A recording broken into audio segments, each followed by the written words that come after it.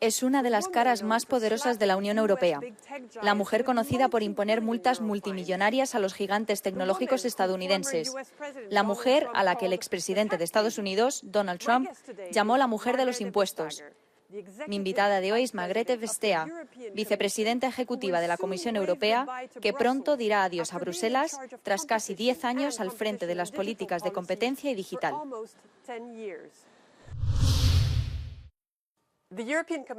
La presidenta de la Comisión Europea, Ursula von der Leyen, desvelará en breve los nombres de los 27 candidatos que podrían convertirse en los próximos comisarios europeos. Al parecer, unas 10 personas de las 27 son mujeres. Tras las elecciones europeas de junio, el Parlamento Europeo experimentó el mayor descenso porcentual de representación femenina desde las primeras elecciones directas de 1979. ¿Cómo reacciona ante este retroceso y qué le diría a von der Leyen? Creo que, por desgracia, es un enmascaramiento de la falta de esfuerzos cuando se trata de la igualdad de oportunidades y el equilibrio de género. Ursula von der Leyen pidió algo completamente legítimo. Denme 2 candidatos, un hombre y una mujer. Así formaré mi comisión para que haya equilibrio de género y para que las personas tengan las competencias necesarias. Y creo que todo primer ministro diría, yo armo mi propio gobierno. Ella solo pide 2 personas para elegir. Y creo que es una verdadera lástima que los Estados miembros no cumplan con eso y no le den esta oportunidad de crear la mejor comisión posible, con equilibrio de género, porque estábamos progresando. Estábamos mostrando visualmente que una comisión que es equilibrada en género es capaz de hacer un trabajo sin precedentes, como lo hicimos en este mandato bajo el liderazgo de Ursula von der Leyen. ¿Y por qué es importante que haya más mujeres? Acaba de responder esta pregunta, pero ¿por qué? En primer lugar, por ser un simple hecho de justicia, que por supuesto ambos géneros deberían participar en el liderazgo. En segundo lugar, cuando se está en una situación tan desesperada como la nuestra, tenemos múltiples crisis. Tenemos muchas cosas con las que lidiar. La crisis del coste de la vida, la política, la seguridad económica. Por supuesto que se debería aprovechar el talento de ambas mitades de la población y no centrarse solo en la parte masculina. Necesitas todo el talento posible y también necesitas diferentes experiencias de vida que se reflejen en la comisión. Y hay que mostrar a los chicos y a las chicas que así se ve el liderazgo. Hombres y mujeres liderando juntos. Si nos centramos en las noticias de ahora mismo, la extrema derecha está aumentando en todas partes en Europa. Lo hemos visto el domingo en Alemania con la AfD. Así que teme que más gobiernos con la extrema derecha en el poder, porque esto es lo que estamos experimentando ahora, ¿podrían socavar totalmente sus esfuerzos para regular la tecnología? Lo bueno de donde estamos ahora es que tenemos la legislación en vigor. Tenemos una legislación realmente sólida, tanto la ley de mercados digitales para garantizar que el mercado sea abierto y justo, como la ley de servicios digitales para garantizar que los servicios sean seguros al tiempo que se preserva la libertad de expresión. Y creo que el equilibrio importante es que se han mantenido. Así que incluso si el gobierno puede ser hostil a algunos de los esfuerzos, al final del día es la ley. Y somos una unión construida sobre el Estado de Derecho. Así que creo que será muy difícil desviar el rumbo que hemos tomado para asegurarnos de que los servicios digitales sean realmente un servicio y no algo a lo que uno se vuelve adicto, que hace la vida difícil o que se utiliza para socavar nuestra democracia. Así que no teme, con la extrema derecha en el gobierno ahora mismo, no teme las consecuencias de lo que podría significar para la tecnología. Bueno, por supuesto que si consiguen cambiar la legislación nacional, porque la DSA no dice, esto está mal, esto está bien, esto se puede decir, esto no. La ley de servicios digitales dice que hay que tener el sistema en su lugar. Hay que asegurarse de que los servicios no sean perjudiciales. Acabamos de tener la ida y vuelta con TikTok, donde presentaron lo que pensamos que puede ser un diseño perjudicial y terminaron por no lanzar en Europa ese diseño adictivo. Esas son las obligaciones. Pero cuando se trata de lo que es perjudicial, como fomentar el terrorismo, la violencia, recetas de bombas, el abuso infantil, contenido nocivo, discurso de odio, eso es algo que los Estados miembros deben evaluar. Y si un Estado miembro, por supuesto, da marcha atrás y dice, puedes decir lo que quieras sobre las minorías, puedes incitar a la gente a la violencia, entonces, por supuesto, estamos en territorio desconocido. Porque lo que hemos hecho en la última década es progresar, prohibir el discurso de odio, asegurarnos de que las minorías puedan participar con seguridad. Pero al hacer eso como Estados miembros, por supuesto, ellos también lo pueden hacer retroceder. Muchas de las grandes sentencias antimonopolio que lanzó entre 2014 y 2019 fueron en realidad anuladas en los tribunales. Sabemos que hay una sentencia final que viene en su apelación en el caso de Apple. Y los comentaristas han dicho que usted tomó un papel menos prominente en el segundo mandato. ¿Qué balance hace de todo esto y qué aprendió exactamente de estos reveses? How do you look back on this and what exactly did you learn from these setbacks?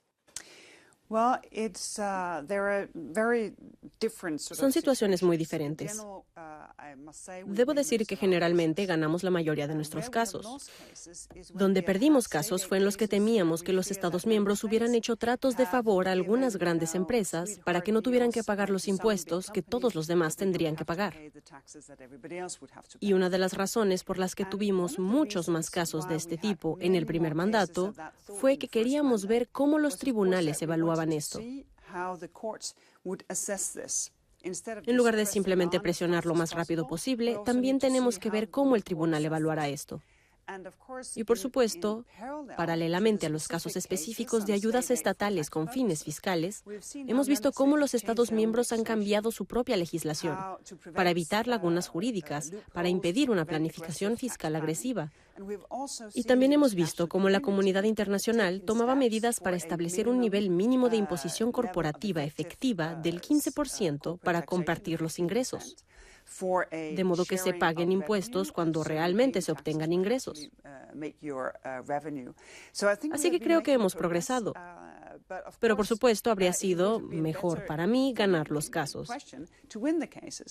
Pero cuando nos fijamos en los casos antimonopolio y los casos de cárteles, aquí, en gran medida, los tribunales confirman nuestro enfoque. Volviendo a las normas de competencia, ya que este es su tema. Hay un debate en este momento en Europa sobre las normas de competencia, la política de competencia. Y la necesidad puede ser para revisarlo, para reconsiderar la forma en que se ocupa de sus propias políticas de competencia. ¿Cree que es posible alcanzar un equilibrio adecuado entre la protección del consumidor europeo, como han hecho durante muchos años, y el fortalecimiento de la industria europea? ¿Cómo ve este equilibrio?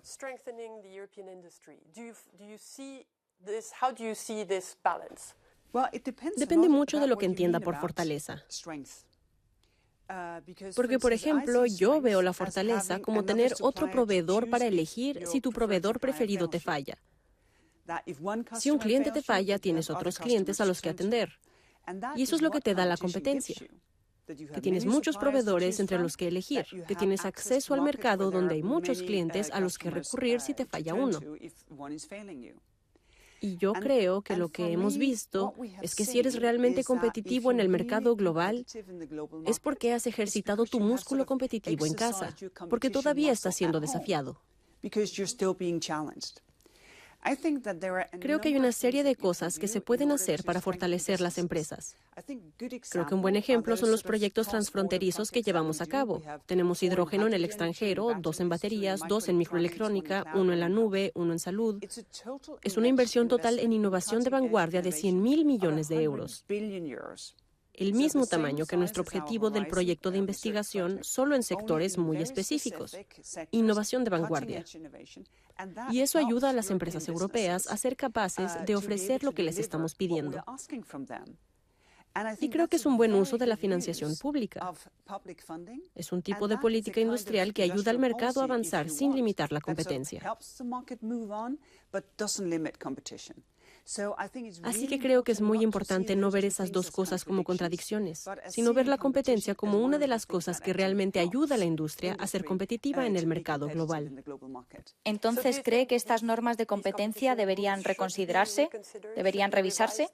Es realmente difícil responder en general, porque hemos tomado las normas de competencia existentes y luego hemos ampliado el ámbito de aplicación, no solo para buscar el aumento de los precios, sino también la falta de innovación.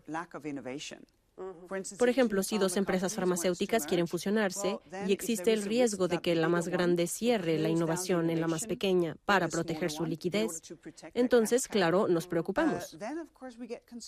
Porque los consumidores no se beneficiarán de la innovación en este sector sanitario y los pacientes pueden salir perdiendo. Esas son normas antiguas existentes que seguimos presionando para que se utilicen de forma innovadora.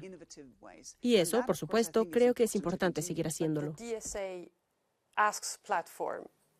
Pero la DSA pide a la plataforma que elimine el contenido ilegal. ¿Qué pasa con los contenidos nocivos?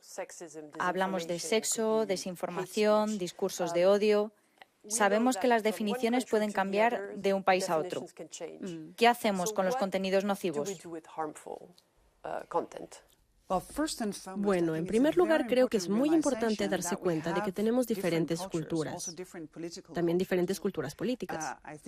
Creo, por ejemplo, que en Dinamarca el debate es mucho más duro entre la gente que en Suecia, donde es muy civilizado. Y estas diferencias culturales se dan entre vecinos. Así que es muy importante confiar en la estructura nacional. Y cuando se trata de contenidos nocivos, nos parece bien que haya un código de conducta, una especie de ley blanda para gestionar lo que de otro modo sería muy difícil.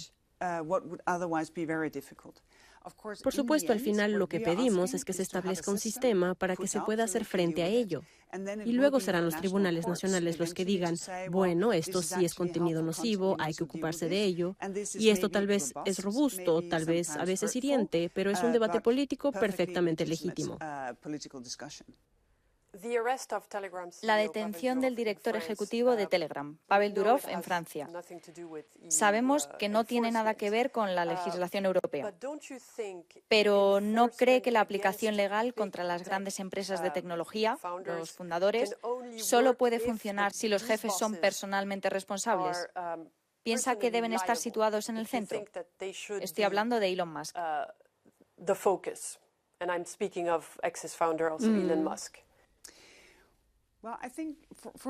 Creo que hay dos cuestiones diferentes en juego. Por un lado está nuestra legislación en materia de competencia, la ley de servicios, y por otro el derecho penal. Y creo que uno debe considerar muy cuidadosamente si desea mezclar los dos. No creo que seríamos más eficaces si pudiéramos ir a por el director general de una determinada empresa. Creo que es muy importante lo que hacemos aquí, donde tenemos los casos que abrimos, las multas potenciales que podemos imponer. Y creo que la velocidad y los recursos que ponemos en esto es en realidad la clave para producir el cambio que los ciudadanos están esperando. Porque esto es lo que se les ha prometido para sí mismos y para sus hijos, que son menores. El enfoque de la Unión Europea sobre la aplicación de la legislación digital ha sido similar al de la administración Biden en Estados Unidos. Pero ¿cuál es el riesgo si, ya que sabemos que tenemos elecciones en los Estados Unidos ahora, cuál es el riesgo de si la candidata demócrata Kamala Harris pierde ante el candidato republicano Donald Trump? ¿No teme usted que este enfoque en los Estados Unidos se invertiría si gana Trump y que Europa y América adopten caminos diferentes?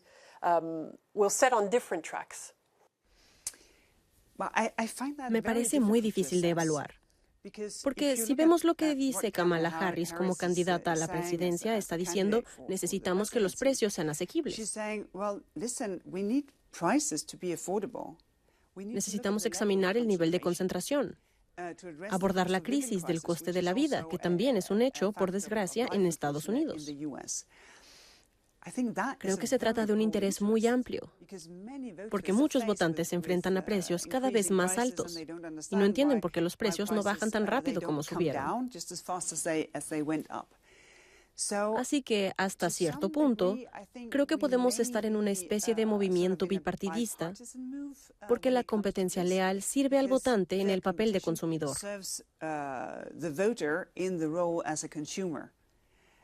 Y eso no es realmente político. Eso es hacer frente a las quejas cotidianas de las personas que viven una vida en la que hay limitaciones a su presupuesto. Hablando de inteligencia artificial, la Unión Europea se ha centrado en la regulación, como bien sabe. Pero, ¿por qué exactamente no hay campeones europeos cuando se trata de inteligencia artificial? Bueno, yo no estoy de acuerdo con usted, porque hablamos mucho de la ley de IA por buenas razones, ya que es una primicia mundial. Pero también tenemos el programa de inversión en IA. Así que enormes fondos, privados y públicos, se destinan a la innovación en inteligencia artificial. Estamos en el proceso de permitir que las empresas más pequeñas utilicen nuestro sistema de ordenadores a hiperescala, ahora tenemos 10, que son lo último en tecnología mundial. Utilizar eso para la formación de la IA, tenemos, por ejemplo, a la empresa francesa Mistral, que está absolutamente a la par con las demás. Y tenemos un montón de empresas que desarrollan IA que ponen en su maquinaria, puede ser equipo de salud, pueden ser coches, otro tipo de automoción, puede ser todo tipo de maquinaria productiva. Así que creo que el enfoque europeo es un poco diferente a lo que se ve en Estados Unidos. Pero no solo podemos ponernos al día, sino que también podemos establecer una agenda para el uso de la IA, donde la gente pueda realmente confiar en la tecnología que se utiliza para servirles y no para controlarles. Y creo que ese es un enfoque europeo muy sólido a prueba de futuro. Pero en la lista de los grandes gigantes actuales de la inteligencia artificial no hay ninguna empresa francesa o italiana. ¿Cómo explica eso? Antes que nada, el juego no ha terminado todavía. Creo que aún queda mucho por hacer. Una de las cosas que tenemos que asegurar para que las empresas europeas de IA tengan una oportunidad justa es que tengan acceso al capital. Si no tienes acceso al capital, no puedes ampliar tu negocio. Y es por esto que también estamos presionando para que haya más inversión pública y privada, con menos obstáculos para acceder a esa inversión. Bajo el título de capital paciente para necesidades urgentes. Y ahí fuera hay capital intermedio que necesita, creo yo, el estímulo de la financiación pública para decir, compartiremos con ustedes parte del riesgo para estas enormes inversiones. Y entonces todo ese talento europeo puede tener una oportunidad justa, también para formar parte de la carrera de la IA. Margrethe Vestager, pronto habrá una nueva comisión. ¿Cuál es su consejo para el comisario que le sustituya? Bueno, yo no soy una abogada especializada en competencia. Me formé como economista y he trabajado en política durante la mayor parte de mi vida. Y lo que traté de hacer fue no estar demasiado asustada o demasiado impresionada por todos los inteligentes abogados que me rodeaban. Fue empujar por las cosas que me parecían realmente importantes. El impulso está en el mercado, donde la tecnología está al servicio de los consumidores y no al revés. Ese mercado debe ser abierto y contestable. Porque si hablas un idioma que tú mismo puedes entender, entonces muy a menudo la gente también puede entenderlo y te apoyarán en tus esfuerzos para asegurarte de que nosotros, en nuestro papel de consumidores, estamos bien servidos por el mercado. Vale, sé que esta pregunta se la han hecho muchas veces en los últimos meses, pero intentaré formularla de una forma que, en cierto modo, la haga un poco más especial. ¿Qué desea después de dejar la comisión? ¿Cuál es su deseo? No estoy diciendo cuáles son sus próximos pasos. Está bien, me gusta. Es una forma muy bonita de enmarcarlo. Por supuesto, tenemos normas muy estrictas. Porque realmente no tenemos puertas giratorias. Hay una limitación de 2 años completamente justificada. Espero que mis ambiciones, en nombre de Europa, todavía puedan encontrar salidas. Soy ambiciosa y me apasiona que la gente tenga oportunidades en una sociedad cada vez más digitalizada. Creo que la política de este mundo es algo que debería animar a Europa a comprometerse mucho más con el mundo que nos rodea. Hay muchas cosas con las que me encantaría trabajar y lo espero con muchas ganas.